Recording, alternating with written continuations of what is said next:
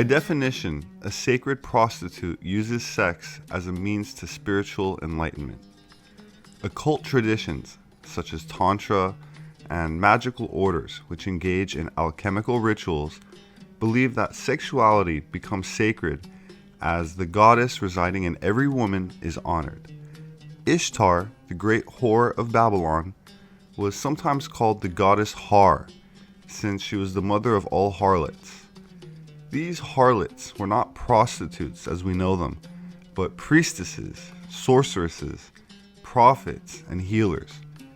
Herodotus wrote that the Babylonian brides were required by law to prostitute themselves at the temple for 7 days prior to marriage. In fact, in Hellenic Greece, courtesans or prostitutes maintained a social status legally and politically equal to men, while wives were reduced to servants. Sacred whores were known sometimes as the holy virgins of goddesses such as Ishtar, Asherah, or Aphrodite. The famous Vestal virgins were thought to have practiced secret sex magical rites in honor of the Roman goddess Vesta, the same as the Greek goddess Hestia, goddess of the hearth, or center of the world. The separation into priestess and prostitute, or sacred and profane polarities, occurred for Western civilization when the early fathers of Christianity claimed power by abolishing goddess worship and other nature-based pagan religions. If we explore the etymology of the words whore or harlot, we find that the split between priestess and prostitute is a relatively recent one. The Hebrew word zona, for example, means both prostitute and prophetess. The Hebrew word hor, H-O-R, means a cave, pit, or dark hole. The Spanish word for whore, puta, derives from the Latin term for a well, but the Latin term for grave, literally, a hole in the earth, is puticuli, meaning womb of rebirth. These terms for whore were not derogatory. The Latin term had its root in the Vedic and early Sanskrit language, wherein the word puta is defined as pure and holy. The cave, the pit, the hole, and the bottomless black lake were metaphors for the great goddess, she who is unnameable, that darkness primordial from which all life or light is born. She is the everything and the nothing. The Hebrew folk dance named the Hora, a tradition at Jewish weddings, is named after the circle dances of the sacred harlots. Such holy harlots were often brides of God, similar to modern nuns, the brides of Christ, set apart to give birth to quote-unquote sons of God. The European idea of going into a womb-like space, pit, hole, lake, or river, in order to attain a new life of spirit stems from this Neolithic period. During this time, from about 15,000 BC to around 5,000 BC, the common belief system deemed the main deity was a goddess or female. In these early days, women were the mediators between the goddess and the tribe. Women were privy to divine wisdom, the Delphic oracles being one historic example of this, and it was thought necessary for a man to go through a woman in order to achieve contact with deity. Male devotees of the great goddess would seek the opportunity to be initiated by a sacred whore.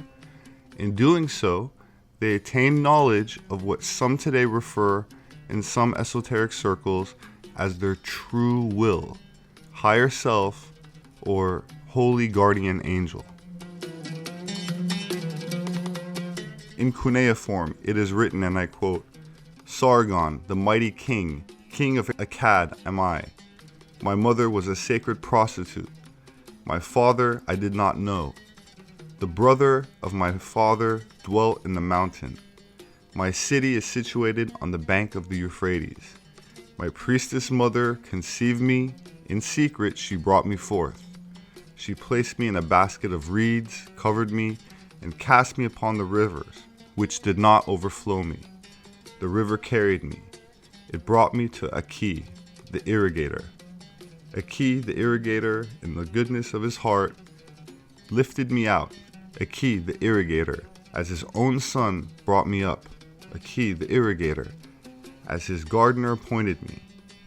When I was a gardener, the goddess Ishtar loved me, and for 4 years I ruled the kingdom. The black-headed peoples I ruled, I governed. Mighty mountains with axes of bronze I destroyed. I ascended the upper mountains, I burst through the lower mountains. The country of the sea I besieged 3 times. Whatsoever king shall be exalted after me, let him rule, let him govern the black-headed peoples. The similarity with the biblical story of Moses is in fact astounding.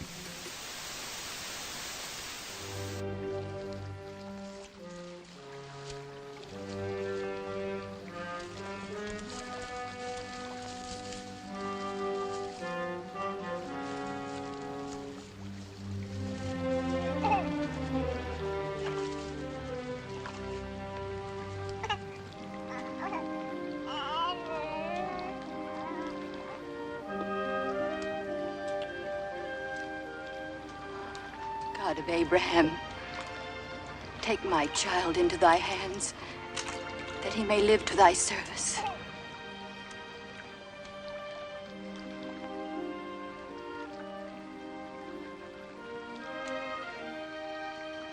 But Mother, we have not even given him a name. God will give him a name.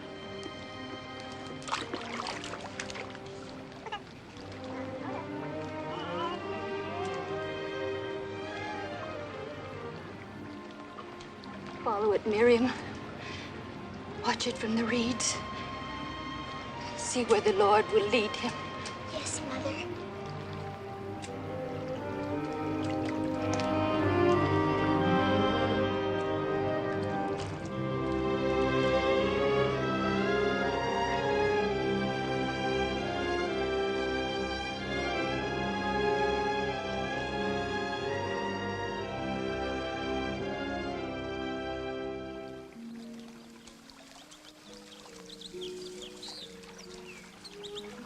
Look, there's something here. Be sure it's not a crocodile. Bithia could charm tears from a crocodile.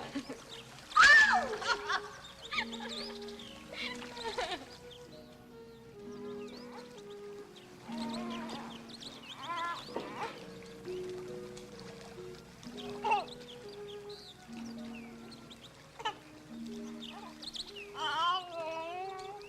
What is it, Bithia? What did you find? Only a drifting basket. Shall we come and help you get it? Memnit, send the girls away. I'd rather be alone now. Now see what you've done. Back to the palace, all of you. Go on, all of you. Musicians too.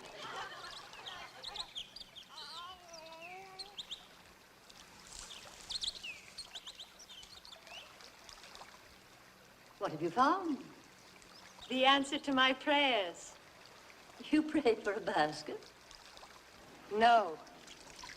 I prayed for a son, Your husband is in the house of the dead. and he has asked the Nile god to bring me this beautiful boy.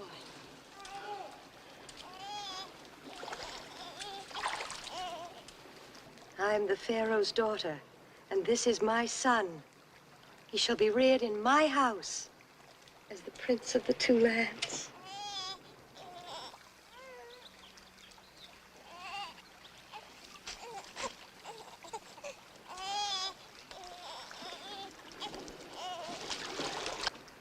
You will be the glory of Egypt, my son, mighty in words and deeds.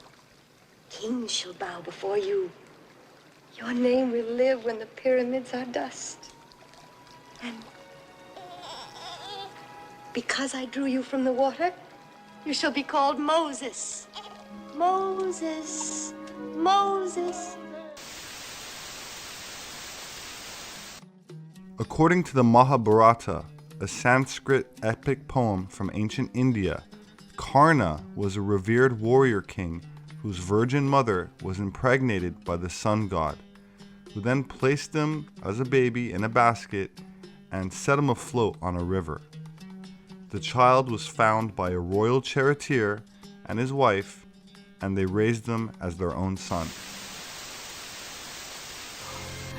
My son, my child, forgive me. I must give you up to your fate. Will you ever forgive me, son?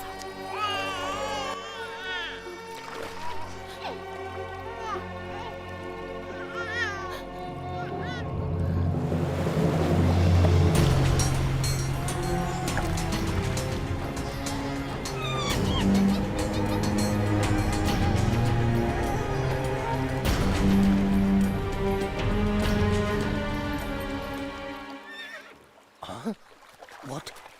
There's a baby in that basket. What a beautiful boy. Who would give him up? We don't even know his name. It doesn't matter. Because now he's our son, Radha. Yes. And we will keep his name Karan.